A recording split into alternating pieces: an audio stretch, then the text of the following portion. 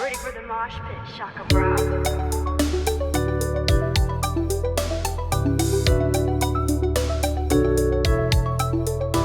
What's up, everyone? Welcome back to StrangeCast Player One vs. Life is Strange fan podcast. I am one of your hosts, Adnan. Riaz, my co-host, Adam Evalt, is here. Adam, you're here. I am here. I am in memoriam with Blockbuster. Just trying to remember the good days when media was cool again. Blockbuster, baby. Blockbuster, yeah, Jesus Christ, I feel so old, man. Yeah. Remember those days? That's like a dude. Yeah, we were talking about this pre-show, and it's like just finding this in the discount bin for like $5. It's Splinter Cell, by the way, but that Blockbuster, man. Like, it's not the official casing. It's not like blue and yellow and all that, but it's just like takes you back, man. It really, I'm like, yeah, give me that for $5. Yes, it does come with a disc, but give me. Even that disc, the art style. Oh my god, yeah. That's I know, dude. Like, you don't get these anymore. You don't get like the Xbox Live, and that's the old Ubisoft logo right there. Dude, it is just, man. I genuinely do believe that, like, you know, if you want to deprecate it the way I do as well, like, look at things like from your past and then compare it to now. It's not even just you're like glazing on, like, you know, your nostalgia and stuff. It's like, truly like so different. Like look at the logos. Do you have like a PS5 game like on hand for you besides Death Stranding? I was about to say the Death Stranding one I think would look good. Yes, you do have that one. Yeah, the art style on that box alone, it's just that's essentially the disc. Man. The color of it. Yeah, that's what the disc look like. Yeah, because at the minute, ironically as well, I was showing Adam as well. It has that. Yes, just Death Stranding too. Death Stranding too. Because like that's nice. I was about to say like that's a bad example of showing how bad new gen is. Yeah, but like even that as well, that's like different from the Yoji Shinkawa arts of the past from like Kojima and stuff. Like, you know, like that we're gonna like, hold up comparison. Yeah, you can tell like the huge difference between like the games and stuff like that. It's just it is a bygone era, you know. So as you will. But anyway, let's get into this because we've got quite a lot of stuff as well of Life is Strange. So welcome back. If you are new here, please do consider dropping subscribe on the channel, turn notifications, like the video, share your friends. We're slowly climbing to 2,200 subscribers. So if you can help us get that, that's amazing. And StrangeCast is available on all podcast services. So we're available on Spotify with the video version, Apple Podcasts, available on all those services. Go and check us out, go and rate us, go and download us, and go and follow us because it helps support the channel and the podcast and you boost our visibility. Bear with me, my voice is kind of like still a bit croaky. I don't know, I said it to Adam before, like my throat has just gone all horrible today. So and it's been a long day as well because I've just been non-stop. So and we're recording my time late in the evening. Adam's is awake, he's not on like his early coffee, so you got a long episode ahead. So we're recording the 4th of October. I'm currently turning over the Patreon episodes, so bear with us on that. And I'm just working a little bit, so you know, we'll see what happens. Maybe next week there might not be an episode. We're currently working on schedule because we do this every single week and we kind of need a bit of time out, and I'm also doing something else which may or may not come to service, so you'll have to wait and see for that. Adam, should we kick things off with our first piece of news? Yes, but bloody hell. Okay, so Adam, our first piece of news is kind of like 11th hour that this has come about, and take it with a grain of salt, as you will. So this is on PS Lifestyles, a couple of the gaming publications that are covering it as well. And it says here, PS5 ports of acclaimed adventure series leaked by Rating Board. So when Donut Entertainment and Square Enix launched Life is Strange in 2015, it helped shape the modern adventure game genre. Since that initial release, the series has seen multiple entries that follow young adults with unique superpowers like time travel and the ability to read and manipulate people's emotions. According to a recent leak, it seems the first 3 entries will receive native PS5 ports. So Life is Strange Remastered, Life is Strange Before the Remastered, and before the Storm Remastered. Before the Remastered. Oh, I remember those days before the Remastered. and Life is Strange 2 Complete Season have all been rated by the ESRB for the PS5. Although the PS4 versions of these games are playable on current generation consoles, these will be native ports for the PS5, which means they could potentially take advantage of the improved bells and whistles on the console. The PS4 versions of Life is Strange Remastered and Life is Strange Before the Storm Remastered are bundled only as the Life is Strange Remastered collection on the PS Store, so it isn't quite clear if these PS5 versions will follow suit or be offered a la carte. It also isn't known if owners of the PS4 version will have some sort of upgrade to the PS5 version. I'm not going to read the rest because it's just filler SEO words. Yes. I'm going to put it up here, Adam, as well. So, for anyone watching, I put this out on Twitter on the day and also Blue Sky as well. This could be obviously, as I showed at the beginning, in line with this potentially. There's no guarantee on it. But also as well, the ESRB does rate things differently. So like the Uncharted collection, for example, is rated as the Uncharted collection. And other games as well, they are rated as certain collections. Like, for example, Life is Strange collection is not in the ESRB rating because I was following it just to see if it actually popped up. This could potentially just be these games because obviously Double Exposure is already in here, True Color's already in here, and they might just be grading these as they might be grading these as PS5 versions of this.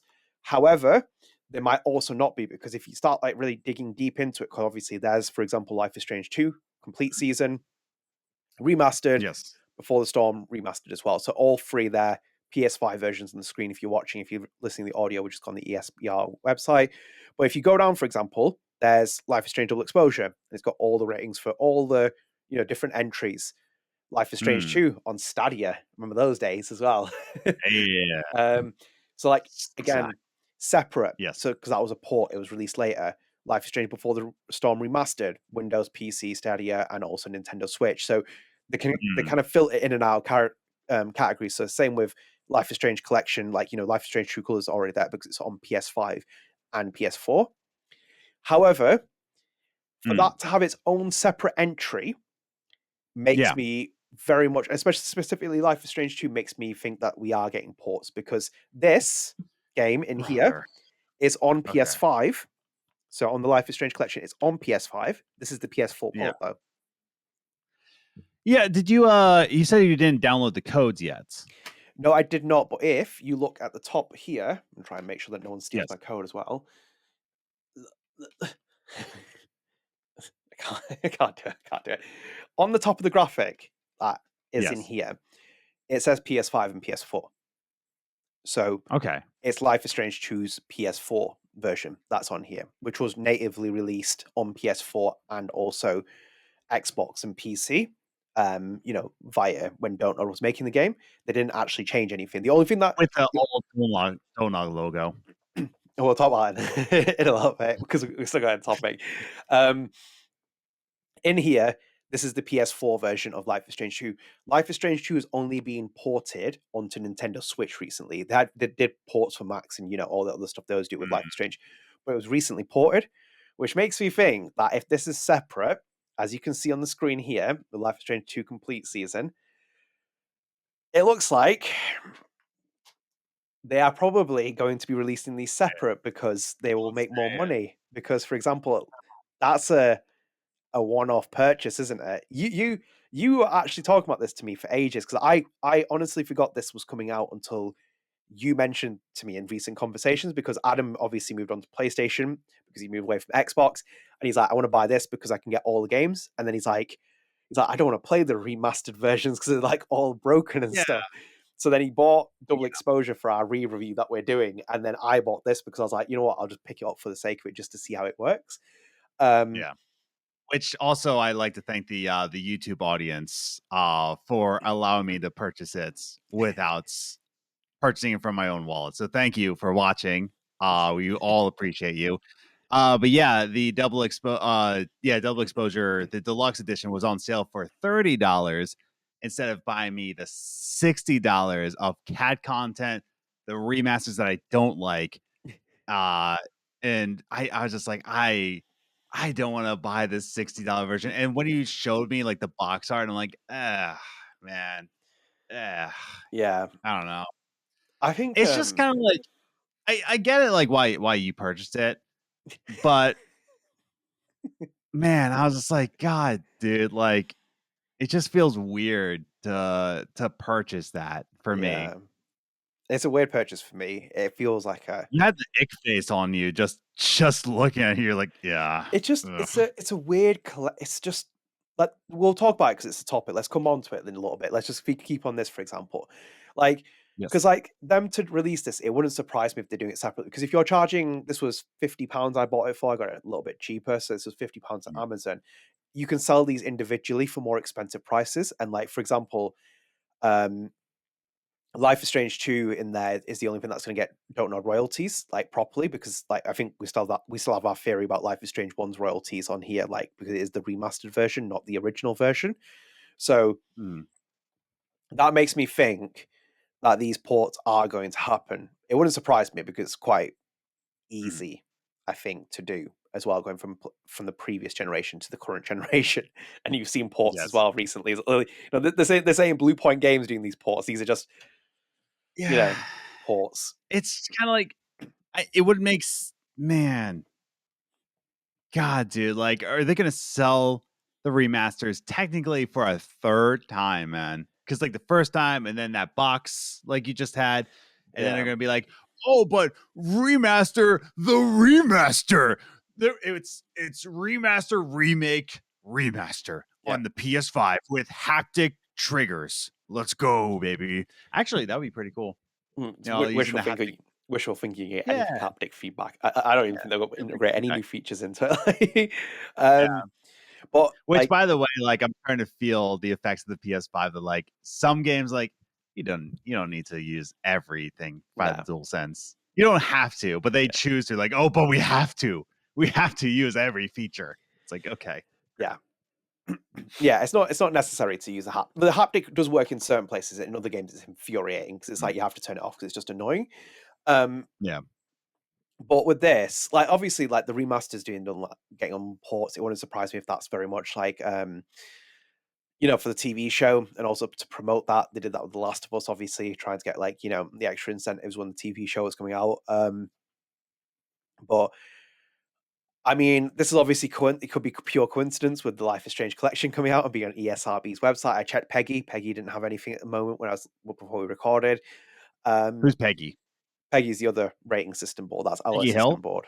We rate by Peggy. You rate by ESRB. So you know, obviously because Peggy's made up. Yeah, Peggy. Jesus Christ, that feels like it's going somewhere else. Like anyway. I just do wonder because like the thing is as well, if you get Life is Strange 2 on PS5, it's not going to get a massive upgrade. They're not going to do the facial captures. They're not going to do any of that stuff. Like this is the forgotten child of the franchise, and it feels that's like what I mean, dude. Like the remasters would make sense to me. Like okay, fine. Like we're remastering the remasters and make it PS5 right before the next generation comes in, and then we're gonna sell it on PS6. Fine, but like to resell Life is Strange 2, it's just so because again, like that's not a Deck 9 game. No, you know, like I understand Square has the rights to Life is Strange, so they have the rights to sell it, but like all the other games are Deck 9 games. Those are like the remasters are Deck 9, right? Yeah. And not only that, but like you said, it's what's the catchphrase? The redhead stepchild, right? Is the phrase. Like that's what Life is Strange 2 is. It is like the worst of the worst of them. So why would they try to resell it? Yeah. On PS5, you know? It's just it's a straight port, isn't it? They're just porting it over because they'll know that people who love Life is Strange 2 will buy it or something. It's I imagine it's minimal effort, quote unquote minimal effort to move it over if it's going to happen. Because it does say on the ESRB, you know, the complete edition, Life is Strange 2 complete. What's the phrasing on it? Is it complete season? I think it is. Complete season. There is complete season. Yeah. Okay. That tells me, dude. They're gonna resell this, dude. They're gonna resell Life is Strange 2, the complete season. Like that's so weird to me. It's also digital, remember, as well. I think I don't see this getting a PS5 physical release because like that would surprise me if it was a PS. Oh, like what the hell's happened there? It's going to be digital. It's going to be a digital code that you can download and buy like that. Yeah, it's just it's icky. It's icky. Yeah, I don't know how I feel about that. Like, and that's the other thing. The game looks great. Like it's aged so well that like why if they try to say like, oh, the complete season with like upgraded graphics, I'm like, it still looks pretty good, man. Like now it's not like Shadow of the Colossus where it still looks good on PS2. Like Shadow of the Colossus on PS2 like holds up, but then when they remastered it for PS4, it looked amazing, arguably. Was it Blue Point that I did think it that? lost. Yeah. Yes. Strikes Yes, me as I Blue think Point so. thing. Blue Point were amazing. They did Pretty the Metal Gear ones. They did so many of them, like the Yeah. remasters. Like when remasters were becoming a thing, Blue Point was the studio that Blue was doing Point. what is like amazing. But like now it's just like everyone does it, and now you just kind of get Yeah. shovelware a little bit. It's like Like the Shadow of the Colossus remake was so good, dude. yeah. I think it lost some of the art direction, but like that's argument. But yeah, for Life is Strange 2, it's not like that case, right? You know, it's like why does it need to be remastered? It's kind of like when they remastered Last of Us 2. It's like why were you remastering this? And then we're gonna sell it for $100 along with the first one. So that's great. You know, So wild. They remade that game after shout out 10 years. PlayStation. You know, They remade The Last of Us after 10. I still can't get over how ridiculous that. Jeez, that game. One day I will be vindicating how I feel about Last of Us Part 2. And especially, well, I like Last of Us Yeah. Part 1. I don't think it's a glorified masterpiece the way people make it out to be. I'm like, I still think Bruce Straley's like the genius behind that game as well. It's funny though as well, because if you look at the Life is Strange collection, it kind of shows you the like remaster, no remaster, and the Forgotten Child is here. And it's like, yeah, do you know what as well? The Forgotten Child is good being in that state because like that art style's still the same, because the art style is not the same in that game, which is Life is Strange 1 remastered, because that art style yep. got impacted really badly by remaster. It wouldn't surprise me if they're doing this, because it'll just be an incentive. Because like, for example, a minimal marketing on this to instead drive money on to these instead, the individual releases. There was more marketing on the Galaxy ports than there was this game. You know, like what else are you gonna do? Like even just the Life is Strange Blue Sky account, I was like, oh, it's out now. Yeah, Come get it if you want some. It's like just say it. Like, hey, you can have all the story for a low price of $60, right? It's not an $80 thing, right? You have all the games with all the DLC for $60. That's an easy sell. All you have to do is just sell it, you know? Well, whatever. I guess it didn't sell me. That's why I didn't get it. I instead got the blockbuster Tom Clancy's Splinter Cell. so That was marked for 2007 right here. So that was fun. yeah, it's something else. I just realized as well that we're not going to be talking about this until the second part of this, so apologies about that. I've just checked my notes, which is a bit thingy, but we'll come on to this because there's a lot to kind of be talked about as well. We're just even the marketing for it, but yeah, keep an eye on this, because I do think that it's kind of like, you know, a bit revealing about what's actually happening there, and I think like maybe you will probably get ports. It seems like it's setting up for it. It really does. I just can't. Yeah, we're in for a long and bumpy road, guys. Brace yourselves. Yeah. Should we go into our next topic? Very upbeat yeah. one as well, which I think is well worth having a conversation for. So I'm going to pull up the first part, Adam, which is here. So this was obviously very recent as well. And as you can see, I'm going on screen share. I'm going to pull this down here. And you can see here, it is the Golden Joystick 2025 voting is now live as well. So this was posted yesterday. This was posted on the Friday, 3rd of October. So they are now available joysticks, Golden Joystick Awards on Games Radar. You can go and vote. Nominations opened in August. Nominations closed in September 5th. The shortlist started on October the 3rd. Voting closes on the 31st of October, so you can vote. And then all the other categories as well. And there's an award ceremony on the November 20th. So wow. You must be wondering why we're bringing this up, because, funnily enough, the first part, best storytelling category, if you scroll down here, dun dun dun, Yay, Bloom Rage. Hooray. Lost Records, Bloom Rage is up. Up against some real tough competition. Can we see like the entirety of the category? Yes, I will come on to that because we can head into the discussion. So, like, quickly before we do that as well, I'm going to pull up here onto Twitter. So, as you can see on our screen, there's the post from Lost Records Twitter page where it says Lost Records Bloom Rage has been nominated for Best Storytelling at the Golden Joystick Awards by Games Radar. Right. Public voting is open, so don't hesitate to cast yours for Lost Records. It would mean the world to us. And as you can see, Don't Nod's Twitter account posted eye emojis, and then yep, there's the Lost Records Twitter page. And then you have here Luc Baghadoust as well, who is the studio executive producer at Nod Montreal. But yay, a Golden Joystick Awards nomination. Please vote if you enjoyed our game, which is very, very cool. And you can see here the gaffer, Michel Koch, At Nod Montreal, studio creative director, Life is Strange 1 and 2, and Captain Spirit co-creator and co-director. He's thought awesome to see some industry recognition for our story and characters, which is very cool. And then just finally, Adam as well, I'm going to pull it up on screen here because we can add it to our reaction pile that was seen from this news. As you can see here, this is Desiree Cifre, who is one of the 2 American writers that came on this project. She posted on Blue Sky saying Lost Records has been nominated for the Best Storytelling Award at the Golden Joystick Awards. You can vote until October 31st. Congratulations to all the nominees. And then equally as much, I'm going to put it onto here as well. Nina Freeman is here as well. She was the other American writer that was brought in for Lost Records Bloom Rage. She put happy and honored that Lost Records was nominated for the Golden Joysticks Best Storytelling this year. Please vote for us. And if I quickly come back onto here as well. 43rd annual Golden Joysticks? I didn't realize it was 43 already. Indeed, we are old. We are old. 43rd. Yeah. And as you can see here, as well as an interaction from Michel as well to Desiree as well. But thank you so much, Desiree. I'm so happy our game continues to reach more and more people, both audience and critics. The competition will be tough with all those great nominations, but already being there is great. Michel, you're playing yourself down, sir. Get Pippin's suit ready. Get Pippin's suit, little tuxedo ready, bow tie and everything. Yes. He's collected. He's eating good that day. He is eating that good. Yes.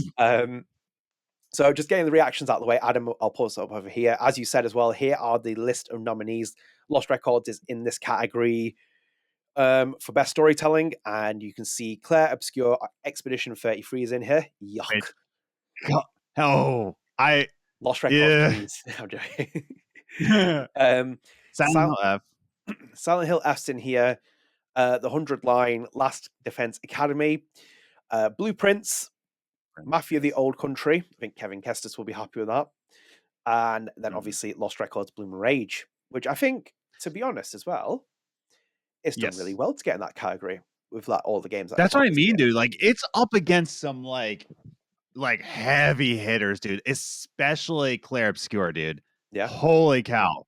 Claire Obscure's story was just like, it's insane to think about. That was the lead writer's first published work ever.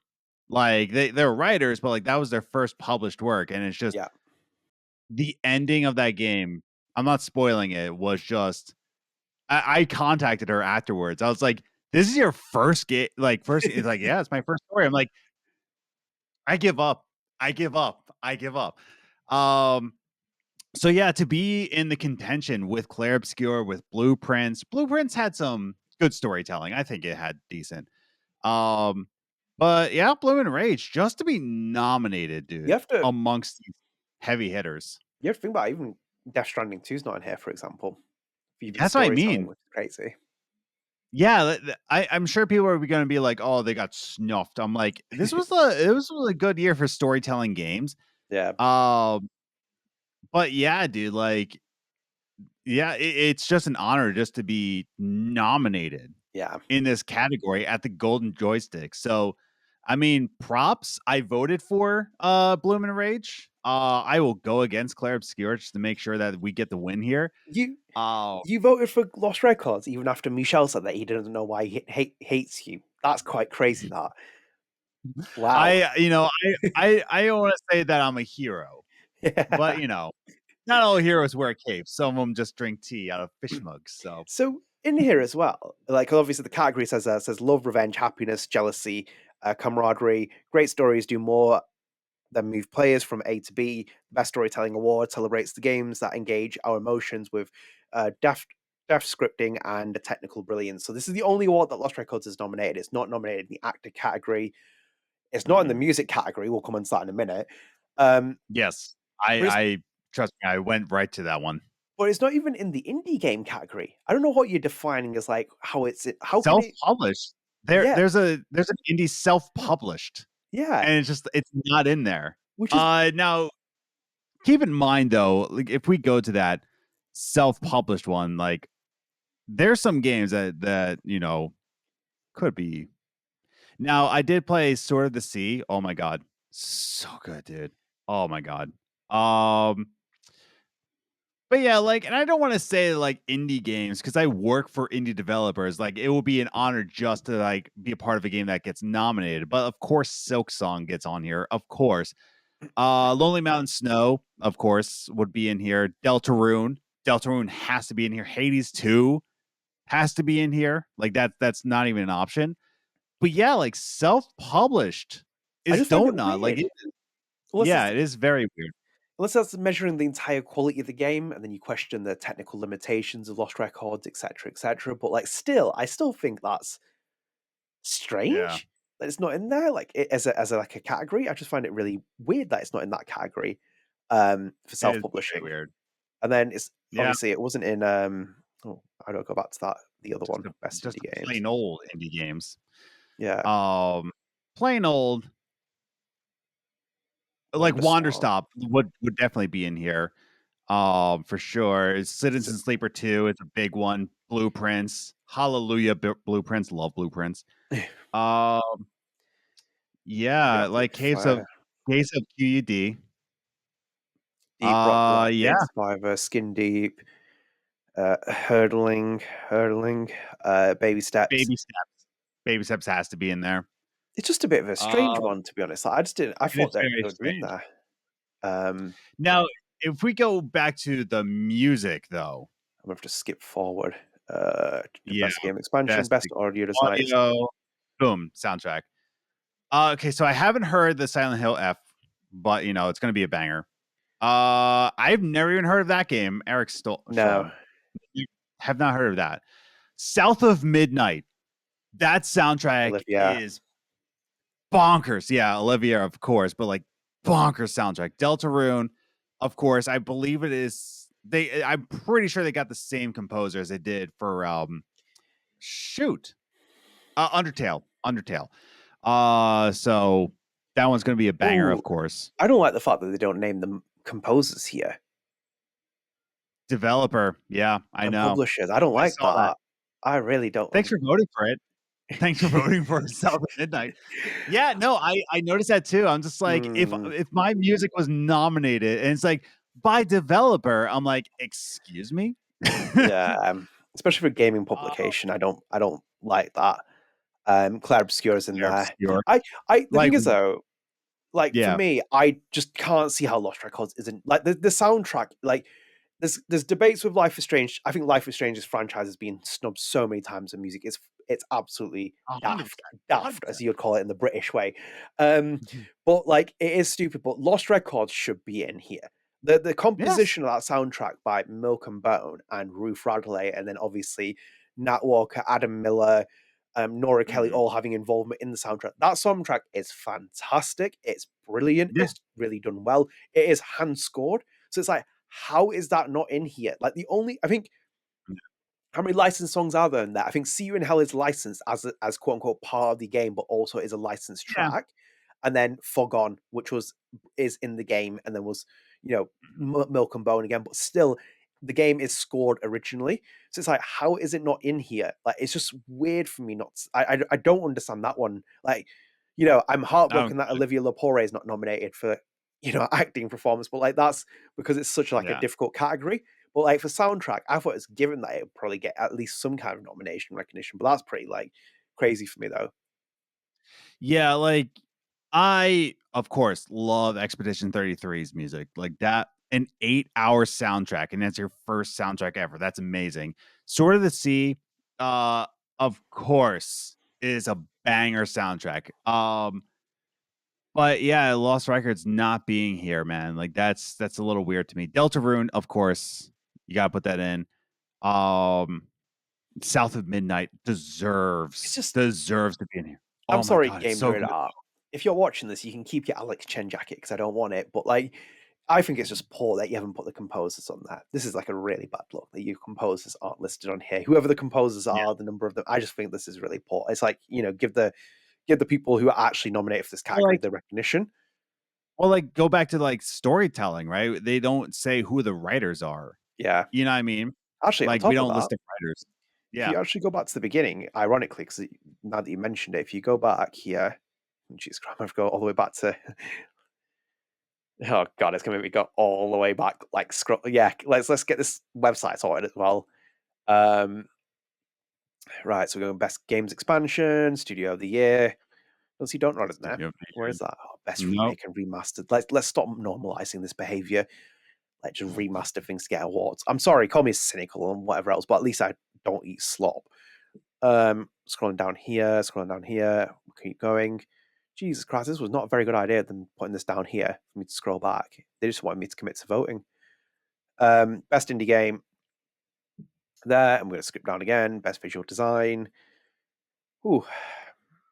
Oh, geez, how many categories did I skip here? Best multiplayer So game. many, dude. So many. I think it's like 20. Look at that as well. Even on that, now that we got here, like on top of that, Don't Nod isn't even credited as Don't Nod Montreal. It's just credited as Don't Nod as the developer. Yeah. Yeah, just Don't Nod instead of Montreal. Like that's what I mean, dude. It's just like I always got pretty teaved off like the past now he did a better job this past year, but when Jeff Keighley would just skip over the like the best soundtrack and he would just do it in a scissor wheel like, oh, it's this, congratulations. I'm like, if I was in that audience and I put all of my heart and soul into that like musical project and he's like, oh, it was Adam Evalt. Congratulations, Adam Evalt. And it's like, great. Thanks for doing that. Yeah. But yeah, no, like give credit where credit's due, especially just a studio name, Don't Nod Montreal, so I don't know. It is what it is. That's how things are done. It's worse than Nintendo because Nintendo, they do not say who the composer is at all. So or who the writers are. They don't really credit anybody in Nintendo. No, so. they don't, and I don't like it as well because I remember when the Life is Strange remastered version was being done, and Michel was worried about the credits, like when they're going to port them over because like some people freelanced on it, and he wanted to make sure people were all crediting it, and then he did check, and it was like they're all credited in there. I remember tweeting about it, and it's just a bad look because it just looks poor, especially from a gaming website as well, when she's like kind of recognizing this. It's just like not the best, like as you will. Troy Baker's nominated. Wasn't that game out last year? Yes, man, it's been such a long year that I can't remember, dude. It Over might the have past been 12 months. That's what he's got in Yeah. there. Okay. There you go. Yeah. Alex Jordan. Yeah. Adrian Hazel, Rye, of course. Jennifer English. Let's go. Erica Ishii. Yeah, definitely. Erica Ishii, not Erica Mori though. That's the only Erica we care about here. And Tom McKay as well. Which Tom McKay. Yes, of course. I still like. Where is Olivia Lepore here? Where is she? I know. Like, get rid of Erica Ishii. Put in Olivia Lepore. And then just throw in Erica Mori just for being Erica Mori. Erica Mori plays Erica Mori. Or Emily Mori, depending on the... or Emily Mori. Yeah, Erica Mori plays Emily Mori. Yeah, so it's the year of Emily Mori. I just find some of the categories very strange, but I did go through them and I was like, that's a bit strange that it's only nominated for one. Even the supporting category, I thought maybe like Natalie LeConte could have got nominated for Cat. Saying that though, this man, Troy Baker again. So Troy Baker is nominated for lead actor and supporting actor. Troy Baker's just nice. Troy Baker's like Mick Foley in the Three Faces of Mick Foley in WWE. Cactus Jack, Dude Love, and like if he was in the voice actors Royal Rumble, he'd probably come out 30 times out of 30 nominees because that's how prolific he is. That performance though is quite seminal though. Like he is unbelievable as Higgs, so that's actually deserved. But yeah, I'm surprised he didn't get in these categories. Yeah, Ben Star Verso, of course. I think it goes back to the fact that when even Michel said it as well, like when we interviewed him. You remember when we interviewed him? I remember that. But like when he said the market's so big and there's so many games, I think them just to get on here is a remarkable feat in the modern day of video games. Especially this past year, dude. Like this year has been stacked with like banger games, dude. Like again, the three that I keep thinking of is Expedition 33, Blueprints, and South of Midnight. Before I sold my Xbox, but dude, it's been an absolutely stacked year, dude. It's insane. And then you got, of course, Team Cherry coming out with Silk Song, Ghost of Yote that just came out. Yep. You got, of course, Team Cherry coming out with Silk Song, Ghost of Yote that just came out. Team Cherry coming out with Silk Song, Ghost of Yote that just came out. Team Cherry coming out with Silk Song, There's others that I can't keep track I of. love how much of a little PlayStation fanboy you are now. I saw you on Blue Sky, like, ooh, Yeah. Insomniac Games. Tweeting, I was like, there he is. I was like, he has turned his back on Phil. Let me tell you something. If Insomniac Games is watching it, or Sucker Punch. If Sucker Punch is watching this, I'm playing Yote right now. Okay? I'm playing Yote. Sucker Punch, I know you can animate petting animals. You've done it before. Do it again. You did not let me pet that bear. You did not let me pet that bear. You made me the bear's guardian. I was guarding over that bear. I fed it fish. I told it its owner, like I'm gonna spoil something. I don't care. It's a side mission. Get over yourself. But like I took care of it when its owner abandoned it. I couldn't pet the bear. Excuse me, Sucker Punch. Excuse me. You could say you're like you could say they delivered a sucker punch on you for that. They did. They put a sucker punch on that bear for not letting me pet it. I was infuriated, dude. And I was like, I did the whole mission. I was like, maybe the petting is the reward for the mission. It was not. And then the bear abandoned me after the mission was over. So I hate that. So Ghost of Yote, 0 out of 10. Would not recommend. Can't pet the bear.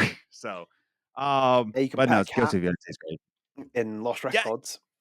Yeah. You can pet the cat. And yet, Ghost of Yote is nominated for stuff. That's great. But no. Anyways, yeah. But yeah, Ghost of Yote is great so far, except not petting bear. There you go. So but yeah, no, like Bloom and Rage not being nominated for other categories such as music, because the music is great. Like it fits the soundtrack of the 90s, dude. Like it is where it needs to be. It is placed it correctly. Is again, The Veil is just such a banger, and yet you're not going to nominate it.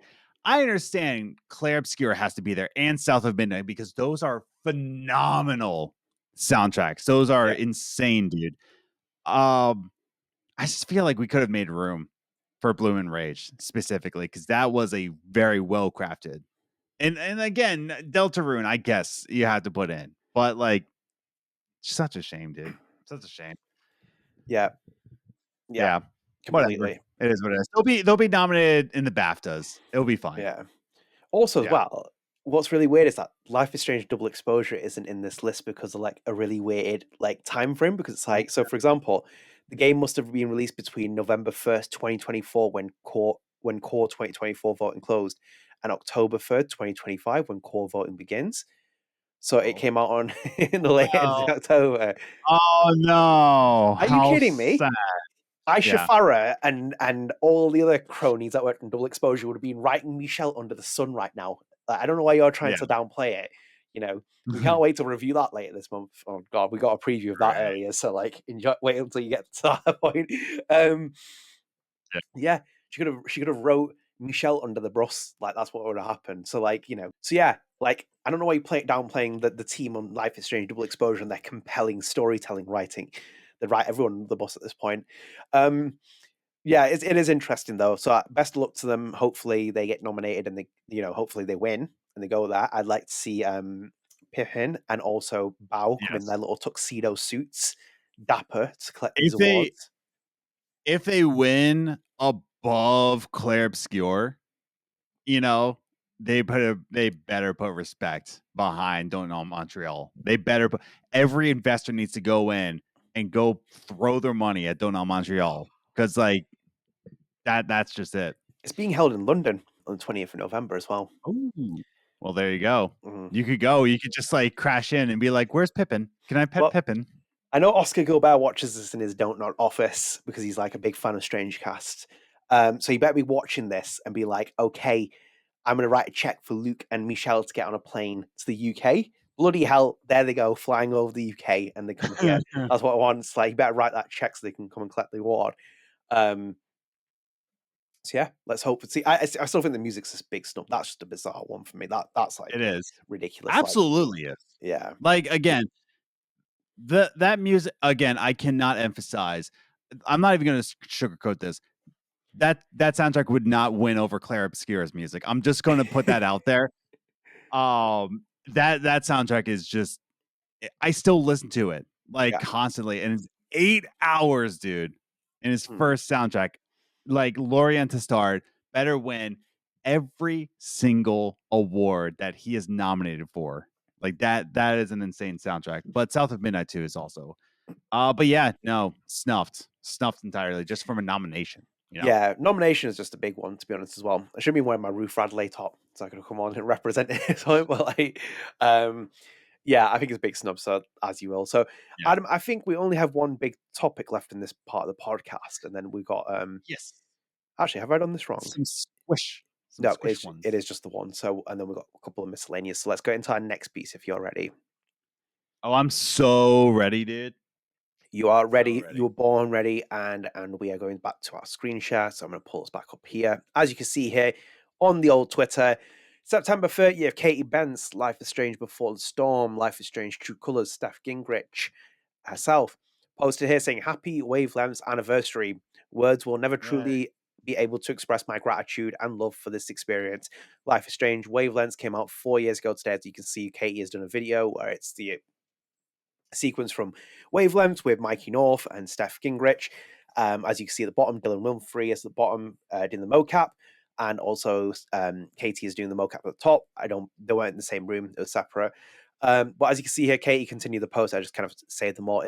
She put to be able to deep dive into Steph's story with the help of the amazing writing and directing team at Deck 9 was a true gift and honor as an actor. Every time I play the game or watch the scenes back, I'm just reminded of I'm reminded just how similar Steph and I are, and how the words I was speaking at as Steph were not far off from my own.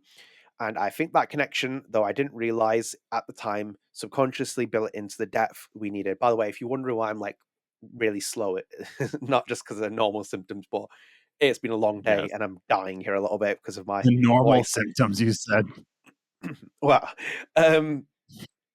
I'll continue. Steph and the entire experience have taught me a lot and who I am and who I strive to be. Shout out to Dylan Winfrey. I know we didn't get to reunite to work on this scene together, but watching the end product is beautiful. One of my favorite scenes in the game.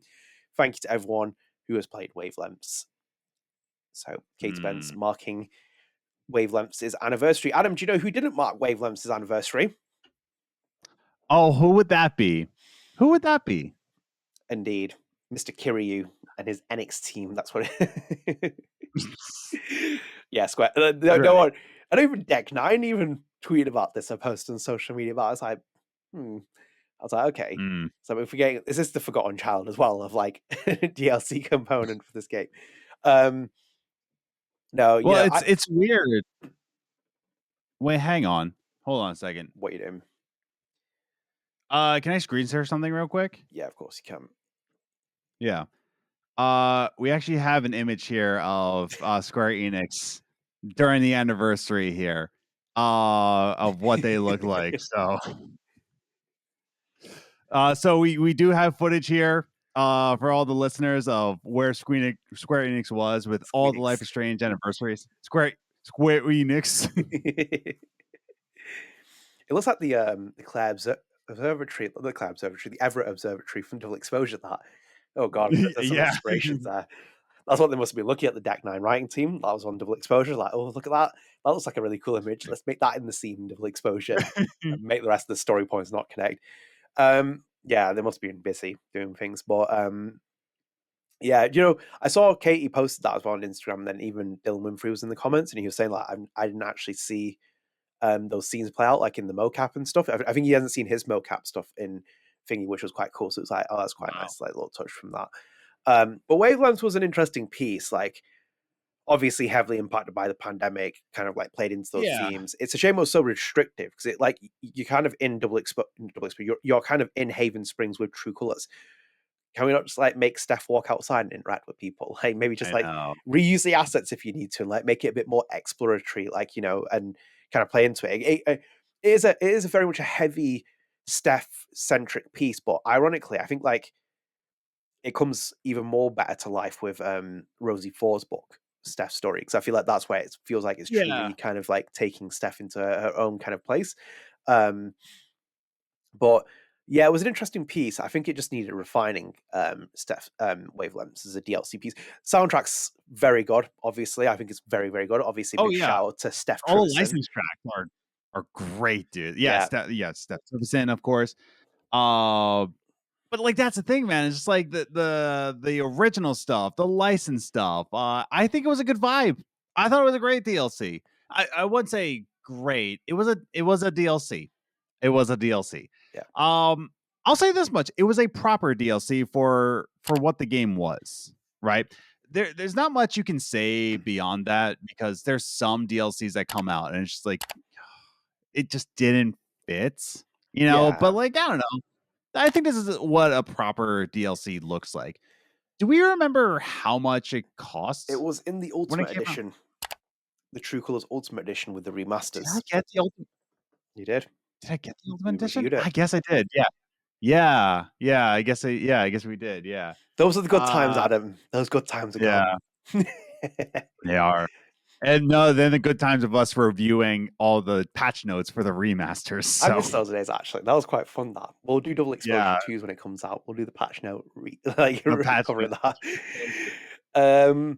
Yeah, we did. It was part of the Ultimate Edition. That, funnily enough, as well, if you look at True Colors' Ultimate Edition, even escaping the quality of the remasters, it wasn't actually that bad. Like in terms of what you got, because you got the Wavelengths DLC, you got Life is Strange True Colors, and probably some other little bits and bobs in there, and you also got the Ultimate, like the actual the remasters, which is technically a lot of content. Like, you know, I'm like all for that. I was like, okay, that's like pretty decent for my expense. But then you look at obviously Double Exposure's Ultimate Edition, it's kind of like diluted a little bit. It's no, actually kind of it is diluted a lot.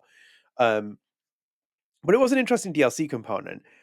It was really interesting to see what they were doing with Steph. But I think like it needs to be a bit more punchy and it needed a bit more kind of like substance to it. I think like the fact that no one comes into the record store, it's a bit like factors of the story. I know they play into the fact that why people aren't coming in, etc. But I mean, like it just needed people to come into the store and stuff like that. You know, it would have added a bit more effect with it. If you can increase the budgets and Mikey North's in there in person, then great. It's like, you know, we've seen cut content from True Colors. We've seen all kinds of things from that. I know tons of content was cut from True Colors as well. It's like, but yeah, interesting piece of DLC though, nonetheless. And it was nice to see Katie come back for it. Katie's always been very, very good with what she's done as well. I do think she should have been nominated for a BAFTA in True Colors. That was a shame that she didn't get nominated for that because I know Han Soto got one and Erica got one. I think she really got done over by the BAFTAs there for at least an award nomination. But it's nice that she went though with them and they took her and, you know, they were able to facilitate that. But yeah, very big fan of Katie. She's lovely. Yeah. No, it was a good DLC. I think it was proper the way it was. It was proper. And do you know what's proper as well, Adam? Our final piece of news. So should we go into it? Yeah, let's go into small little news pieces. Indeed. So we're gonna go through our miscellaneous pieces of news here. So we've done our Katy Bentz one and the main ones. Adam, first up, Don't Nod celebrated the 7-year anniversary of Life is Strange 2's release. So episode 1 from Life is Strange 2 came out on the 27th of September, many, many years ago. Episode 1 Roads, as you can see there. And they put, can you feel that wave of nostalgia? 7 years ago, the first episode of Life is Strange 2 was released. Since then, the unforgettable journey. Indeed. Or the two Wolf brothers have stayed with us, always in our hearts, always in our minds. And if you scroll up here as well, Life is Strange tweet about it. Yay. Life is Strange 2 episode 1 Roads was released 7 years ago today. When a tragic incident turns Sean and Daniel's quiet suburban life upside down, the brothers find themselves on the road. If you never played, you can play for free on Steam, PlayStation, and Xbox. And there's key art for it as well, which is cool. Nice. Adam, one of our favorite people recently as well, and I'm going to try and shoehorn him into the podcast every time I can. Christian Devine is here on the 27th of September, tweeting "Happy birthday, Life is Strange 2. I wrote this line in 2016, and it sadly feels more relevant than ever. I'm proud the team took a chance on a different kind of narrative game in the Life is Strange verse as well." Hang on a minute, sorry, I forgot to put some big screen there. There you go, for you guys as well. And as you can see, Christian Devine tweeted that image as well from Life is Strange 2, and in the quote it says, "Maybe I should call ICE to make sure you're a citizen." Which is that's it's definitely relevant today, actually. I'm not gonna get too political, but I'm gonna say it. Fuck ICE. You can censor me if you want to. No, we're too far down this at this point, like to kind of censor it. I think it's just Life is Yeah. Strange 2 has aged very well, I think, to be honest. Very, very well. It very much has. I remember playing it and I was like, man, these two French guys really understand what's going on in America right now. So, like, good for them. And it's prolonging as well, as you will. Yeah. But yeah, there's Christian Divine. So Adam, fast forwarding forward as well. It was Max's birthday on the 21st of September. Yeah. Yay. Max Caulfield. Birthday. Yeah. So I need to replay the original. Original. Like, that's what I want to replay. Because, like, man, dude. Just buy the Life is Strange remastered version and play. Just play it and get your max tears at the end of your scene because you saved that dog and you can enjoy the remastered slop of like tears coming down Max's eyes. And I want that loading screen in between the dream and waking up in the classroom. If I don't have that loading screen, I feel naked. Naked. Yes, you feel naked. But yes, this is Max's birthday. If you are watching the video version, Don't Nod posted a montage of videos with Max and a blue heart, which is always nice as well. And we all love Max. And as you can see here as well, Adam, Jean-Luc Cano as well, Life is Strange 1, 2, Captain Spirit writer, key architect on the Life is Strange series, Lost Records, Bloomer Rages, co-creator and also writer as well, like story writer. Posted here as well on Max's birthday, as you can see in the Instagram picture in the middle there. You put on Max's photo, you put happy birthday, sweetheart, with a love heart emoji, which is very cool. So good old Jean-Luc Cano, we love that. And Adam, Deck 9 Games, happy birthday to the one and only Max. Can you always let me finish what I'm saying before you do your reactions? It always catch me off guard. But Adam, as you can see there, Deck 9, happy birthday to the one and only Max Caulfield. What do you think Max has planned for her big day? And if, Adam, you're a bit receptive, Don't Nod has 41 replies there on that tweet. Yes. And Deck 9 has 47. Wow. Look at that. Do we go in? Happy birthday. Yeah, let's go in. Of course. 100%. 100% for that picture. So look. Oh, Keno. Of course, Keno would be there. Keno, yeah.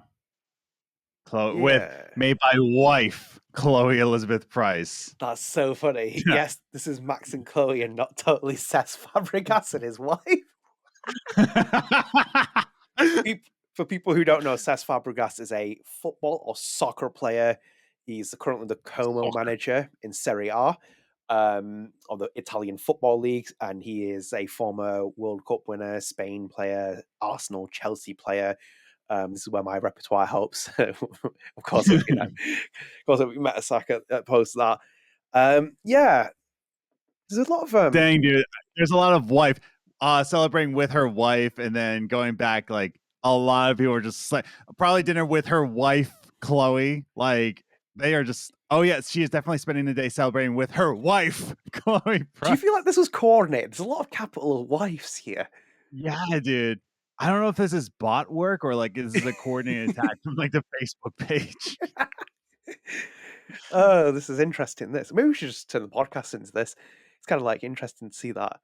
So hanging out and making out with Chloe, spending it with her wife. This is a coordinated attack right here.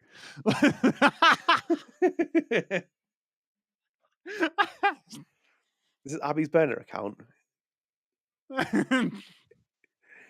Oh, dear, my God. It's always a fun highlight. This.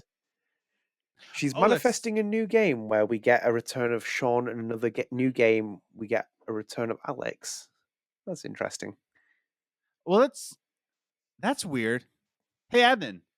Yes. We actually have a special message from Deck 9 that they actually had a response to all these commenters. Is it coming onto the screen share? It is. This is actually Deck 9's official response to all the commenters from that last post.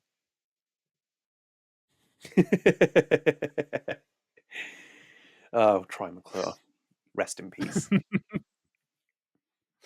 What can do? That's outstanding. Dude, these people are vicious. They're just That was amazing. Good on you, Life is Strange community. Oh my God bless god. you. God bless you. There's one comment here that says, I think she, so this is from Nane at Nane_WLN. He's put, I think she planned to rewind to before Deck 9 ruined Life is Strange. Oh my god. The jokes just write themselves, don't they? Oh my Yeah, god. it's great. As That's you great. will. Right. It's great. Let's continue on from our little Yes. detour there, which was always thingy. So there goes the Deck So 9 tweets. Adam, another happy yes. birthday from Don't Know. Happy birthday to one Lyla Park. Thanks for lighting the room everywhere you birthday. go. Universally, the opinion where everyone is like, and I think this is universal where everyone wanted to see more Lyla Park. I think that was like the one thing. I think it was a great character. I do wish we saw more of her, Yeah. but then also, as you will. So, Adam, as you can see here, Lost Records Games tweeted as well on September 30th. October 10th is Autumn's birthday. Get ready to join us for a full day of retweets, memories, and all things Autumn. Get ready to join us on her special day. Remember when you first Look met at that. Social media managers knowing how to do their job. Wow, it's refreshing at this point. Look Yes. at that. There you go. There you go. Yeah. So we got Autumn's birthday there, which is the day before October 11th. I got old Life is Strange reference. They know how to time this. Oh. Yes. Oh yeah. Yeah, Look at that. they know how to time them. this. And Adam, I think this is our final piece. Yes, it's our final piece. Woo! Mini little reunion, Lost Records. So if you're watching Look the at video that. version, you can see Victoria Diamond, who plays Dylan Mikaelsen. You see Olivia Lepore, who plays Swann Holloway, and also as well Amelia Sargent, who plays Nora Malakian in Lost Records Bloom Rage. All joined up as well for Amelia's campaign. Oh, there's going to be a notification. I need to turn that on silent in a second. But as you can see there, of course, yes, that's always going to happen. Quickly just mute this because we're coming towards the end of this podcast. As you can see there, Amelia was hosting a event in Montreal, back film boost a shelter crowdfunding campaign that is on the side B episode of our last podcast, but I haven't actually posted that yet, so you haven't seen it, but you probably will by the time this one comes out. Did a little cabaret event October 1st, I think it was when I posted it. Was it October? Was it September 31st? I can't remember what day it was. No, it was early in the week. It's at the end of September they had the event. But as you can see there, crowdfunding still there as well if you do want to go and support Amelia's film as well. We've talked about it as well, and they did join up for this little event. And as you can see, all the actors were there, which is very, very cool. So yeah. I think we wanted to end on a high note for people. So as you see there. Absolutely. So yeah, I hope you all enjoyed this episode. Let us know what you think about the ESRB system ratings and what's going on there. And also as well about, what was the second topic we talked about? The game, the Games Radar, the Golden Joystick nominations. God almighty, we need to go back to the normal recording schedule because I'm absolutely gone at this point. But anyway, yeah, hope you all enjoyed it. Let us know what you think as well. And actually, before we go as well, I'm going to give a shout out to the Patreon subscribers. This always slips my mind, and I'm not going to let it slip my mind this time.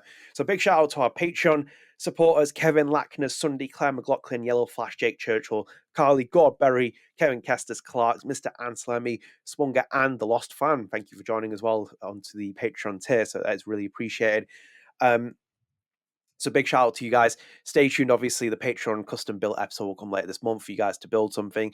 There is another incentive, hopefully, me and Adam are working on.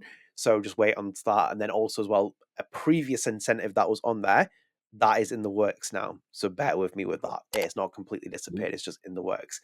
So yeah, you can sign up to Patreon. We are on there. And obviously everything that you do pay on, you do sign up to whichever tier it is, helps support the channel, and obviously all those money goes back into the channel as well and helps build things that we're looking at doing at the moment. So yeah, sign off here. Thank you for joining us. If you are new here, please do consider dropping subscribe to the channel, turn notifications, like the video, share with your friends. We're at 2,100 subscribers, so you can get us to 2,200 subscribers. That is deeply appreciated. And StrangeCast is available on all podcast services, so go and check us out on Spotify with the video version, Apple Podcasts. Go and rate us. We have 50 ratings on Spotify. We have 339 followers on Spotify. So if you can rate us and boost our visibility, that is amazing. We're done here. Adam, side B. We'll see you guys all there. So stay tuned. Take care. And until next time, bye. Bye. See ya. Ready for the mosh pit, shaka bra.